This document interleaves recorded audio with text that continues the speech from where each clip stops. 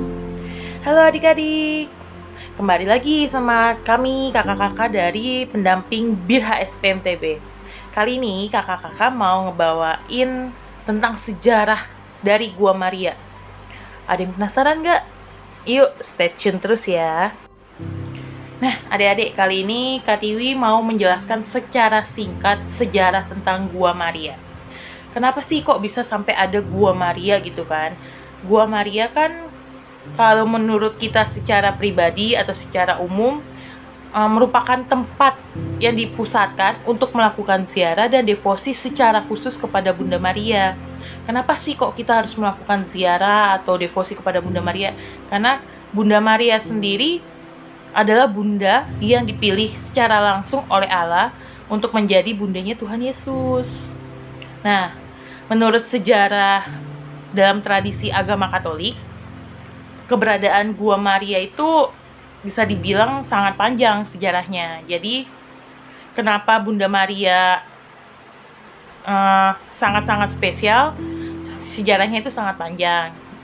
Nah, Bunda Maria juga sempat menampakkan beberapa kali kepada orang-orang terpilihnya, seperti kayak Bernadette Soubirous waktu di kota Lourdes, terus 3 anak kecil yang ada di Bukit Cova da Iria yang ada di Fatima, kayak si Dos Santos yang berumur 10 tahun, Jacinta Marto yang berumur 7 tahun, dan Francisco Marto yang berumur 9 tahun. Nah, Gua Maria sendiri di Indonesia ini umumnya merupakan tempat ziarah yang dengan makna historis bagi perkembangan gereja Katolik di Indonesia ataupun gereja Katolik setempat. Kayak misalnya kan Gua Maria banyak tuh ya tersebar di Indonesia, kayak Gua Maria Bukit Kanada yang ada di Rangkas Bitung, terus Gua Maria yang ada di Kuningan, terus Gua Maria Sendang Sriningsih, terus Gua Maria Sendang Sono, ya kan? Kenapa sih kok bangunannya suka yang aneh-aneh gitu, Kak? Karena tempat itu secara khusus kita untuk menghormati Bunda Maria, jadinya dibuatnya secara khusus bangunannya. Nah, tempat Gua Maria sendiri itu juga secara khusus merupakan tempat ziarah umatnya Katolik. Kenapa tempat umat ziarah Katolik? Karena secara pribadi untuk mendekatkan diri kepada Allah, terutama kepada Tuhan Yesus melalui perantara dari Bunda Maria. Nah, kita lanjut ya. Kak Tiwi akan menjelaskan sejarah dari Gua Maria Bukit Kanada. Gua Maria Bukit Kanada yang ada di Rangkas Bitung itu berlokasi di bagian belakang Kompleks Akademi Keperawatan atau Akper Kiatna yang ada di Jalan Sudirman. Gua Maria Bukit Kanada Rangkas Bitung juga merupakan salah satu tempat ziarah bagi umat Katolik. Lokasi dari Gua Maria Bukit Kanada yang berada di pinggir kota, jadinya jauh dari kebisingan dan menyajikan suasana yang tenang dan hening. Jadinya kalau adik-adik ke sana mau berdoa secara khusyuk kepada Bunda Maria, bisa, karena bebas dari kebisingan, terus bebas dari suasana ramai yang biasa ada di ibu kota. Nah, kata Kanada sendiri merupakan singkatan dari Kampung Nanimbang Dalam, wilayah administratif di mana Gua Maria yang dibangun pada tahun 1988 tersebut berada. Terus nggak jauh dari tempat parkiran sih, kita bisa langsung menuju ke Gua Maria Bukit Kanadanya. Tuh adik-adik.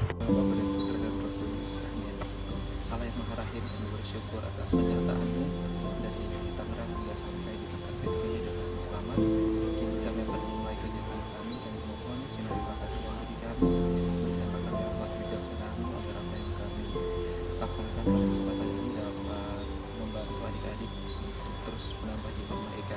Berkati kami semua hingga kami dari segala bahaya. Soalnya kami mohon kepadamu ya Tuhan Kristus Tuhan kami. Amin. Dalam Bapa dan Putra dan Roh Kudus. Halo adik-adik, sekarang aku ada di Gua Maria Kanada. Nah, bulan ini kan bulan Maria ya. berhubung adanya bulan Maria, aku banyak banget nih pertanyaan-pertanyaan yang mau didiskusiin. Tapi aku tuh bingung mau diskusinya sama siapa. Kira-kira sama siapa ya? Kita panggil Frater aja yuk. Yuk Frater, kesini dong. Halo. Halo. Halo. Frater, kita Ya. diskusi-diskusi sebentar ya. Oke. Kan bulan ini kan bulan Maria nih. Aku ada beberapa pertanyaan yang tentang Bunda Maria. Nih aku mau tanya yang pertama itu, kita kan mengenal Bunda Maria sebagai Bunda Yesus Kristus. Betul. Seberapa penting Bunda Maria itu ada di hidup umat Kristiani sih? Seberapa penting ya? Penting banget menurut Frater ya. Karena gimana ya? Bunda Maria itu bunda pilihan, dimana melalui perantaraan Bunda Maria itu kita mendapat sosok Yesus yang lahir melalui Bunda Maria itu sendiri. Nah, Bunda Maria itu sendiri menjadi perantara untuk kita, perantara diri kita dengan Tuhan Allah. Nah, bersama Bunda Maria inilah kita dibantu untuk semakin mendekatkan diri dengan Tuhan Allah itu sendiri. Jadi Bunda Maria itu sangat penting dalam hidup kita, apalagi secara kita orang Katolik ya, pasti wajib banget tuh berdevosi terhadap Bunda Maria itu sendiri. Makanya di bulan Maria itu dikhususkan tuh untuk bulan Maria. Gitu sih. Jadi kalau untuk Frater penting banget karena dialah membantu kita gitu kan. Aku juga pernah sih dengar katanya emang Bunda Maria penting karena dia adalah Bunda Maria gitu kan, ibunya Tuhan Yesus. Jadi Bunda Maria penghubung kita terhadap Tuhan Yesus ya Frater ya. Oke, baik. Terus aku ada pertanyaan lagi nih, kesini dong Frater. Oh iya. Gitu. Nah ini nih, kita tuh kalau apakah kita harus membagikan atau memfotokopikan setiap devosi yang berhasil? Kita harus fotokopiin nggak sih devosi-devosi yang udah berhasil? Bener tuh Kak, pertanyaannya bagus banget. Apalagi ditambah embel-embelnya tuh. Kalau nggak disebarin bakal ada musibah dan sebagainya. Waduh, parah tuh ya. Iya. Parah banget tuh. Kalau untuk aku sih itu nggak benar. Karena harus kita ketahui bahwa kasih Allah itu tanpa batas, tanpa syarat. Jadi apapun pergumulan yang kita minta, apapun yang kita aturkan kepada Tuhan, ketika mujizat itu terjadi, kita mesti harus tetap bersyukur dan berterima kasih gitu sama Tuhan Allah itu sendiri, tanpa harus takut atau ada ikatan-ikatan tertentu gitu kan. Nah, jadi totalitas lah untuk permohonan kita itu, nggak usah perlu takut bahwa akan dapat masalah, bencana segala macam, enggak. Tuhan Allah nggak pernah mau ngasih bencana, masalah untuk kita. Oke, gitu sih menurut Fata. Jadi intinya itu kalau misalkan ada devosi yang berhasil itu nggak perlu yang namanya memfotokopikan, tapi kita bisa menyebarkannya dengan cara bercerita, bersyukur, maksudnya menjadi kesaksian ya Frater ya. Kesaksian. Gitu. Oke, aku lanjut lagi ke pertanyaan yang ketiga ya. Nah yang ketiga itu kan di setiap gereja itu udah pasti ada patung Bunda Maria nih Frater ya. Nah setiap umat yang biasanya setelah misa ataupun tidak misa biasanya berkunjung ke Goa Maria gitu. Nah kalau misalnya kita memandang terus memandang berdoa itu termasuk menyembah bukan sih, menyembah Bunda Maria? Menyembah, tepatnya menyembah berhala. Oh jangan. Enggak dong, Nggak pastinya. Dalam gereja Katolik nggak ada yang namanya menyembah patung, sama sekali enggak. Itu seperti ibaratnya foto orang tua kita yang ada di rumah kita masing-masing, tentu di dompet kakak juga ada dong, pastinya. Untuk apa? Untuk mengingatkan aku. Betul. Nah begitu juga dengan kita umat Katolik, di mana di gereja-gereja itu dipasang patung Bunda Maria atau para kudus lainnya. Iya. Itu mau membantu kita untuk mengingat bahwa teladan Bunda Maria itu sangat luar biasa dan mau mendekatkan diri kita lagi kepada Tuhan Allah itu sendiri, sehingga benda-benda itu bukan untuk kita sembah, bukan untuk membawa kita menyembah berhala. Oh enggak, sama sekali, tetapi itu mau membantu kita biar lebih dekat dan merasa bahwa wah, Tuhan Allah itu baik banget gitu loh, dan melalui perantaraan Bunda Maria inilah ada keselamatan gitu kan, sampai saat ini kita boleh nikmati dan kita rasakan gitu menurut saya. Oke. Berarti kita bukan menyembah patung gitu ya, Oh tapi enggak, benar. meresapkan atau menyadari kalau ternyata Bunda Maria ataupun Tuhan Yesus hadir gitu ya, di tengah-tengah kita. Oke. Ada berapa lagi ya pertanyaanku? Nah, aku ada pertanyaan lagi nih, Frater. Kita lanjut ya. Nih, bagaimana tanggapan Frater terhadap orang yang suka meremehkan atau menganggap agama Katolik itu menyembah sebuah patung? Tanggapan Frater gimana? Oke. Kalau untuk tanggapan frater sih, ya mungkin karena mereka belum paham aja tentang iman kita ya. Ya. Dan tentu orang yang berbeda keyakinan dengan kita pasti akan menganggap hal seperti itu. Ya. Dan sikap kita sebagai orang Katolik nggak usah terlalu panas atau terlalu emosi gitu loh dengan pertanyaan-pertanyaan seperti itu. Jadi kita lebih santai aja gitu. Karena mereka berbeda keyakinan dengan kita, berbeda ya. Ya. Kalau kita seiman, terus lu nanya kayak gitu, aduh masalah tuh. Iya. Nah berarti mesti harus diulang lagi tuh imannya, diasah lagi imannya, bahwa kenapa ada Bunda Maria, ada patung di dalam gereja kita, nah itu kenapa, dan secara yang seiman tuh pasti ngerti dan paham lah. Harusnya. Tapi kalau yang beda keyakinan, kita nggak usah terlalu banyak respon, kita slow aja, dan itu keyakinan kita, bukan keyakinan mereka.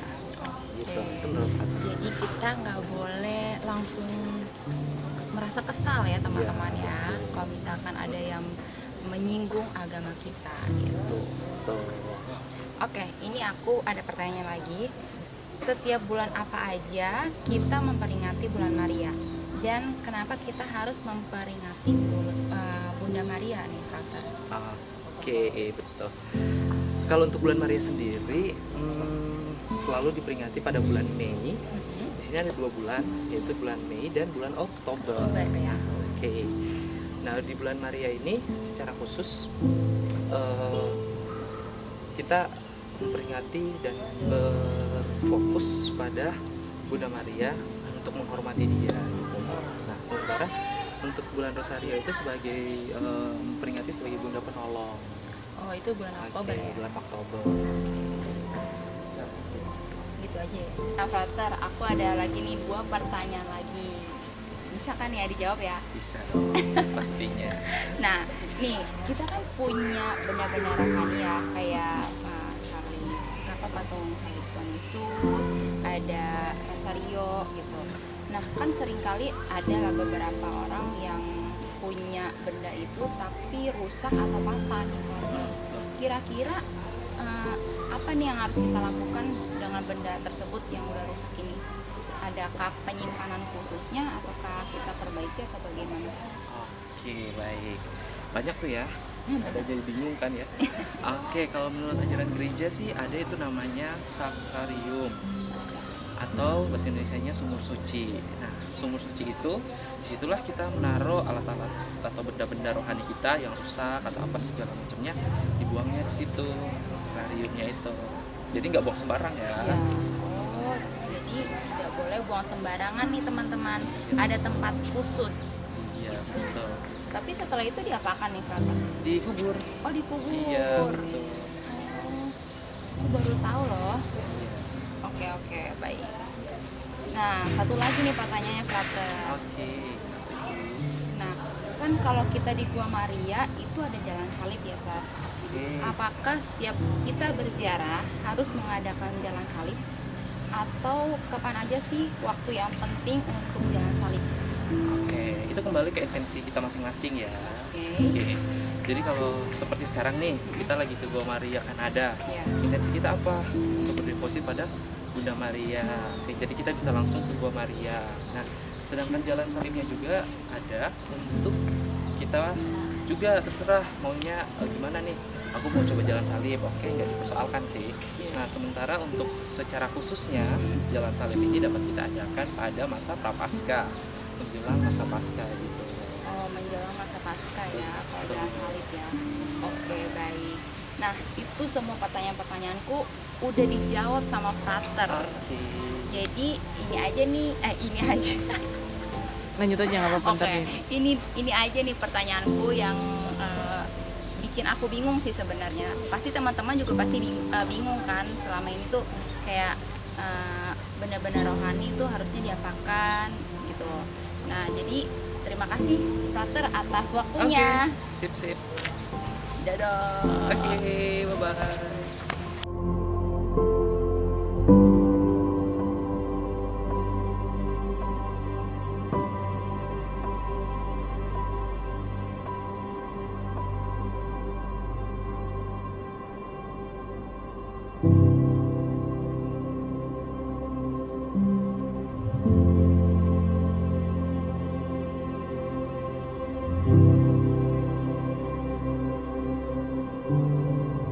Halo adik-adik, nah akhirnya udah selesai nih ziarah kita di Rangkasbitung Gua Maria. Kan ada di belakang Frater ini namanya Salve Regina.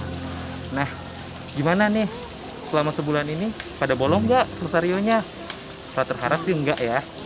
Oke, tetap semangat dan have fun.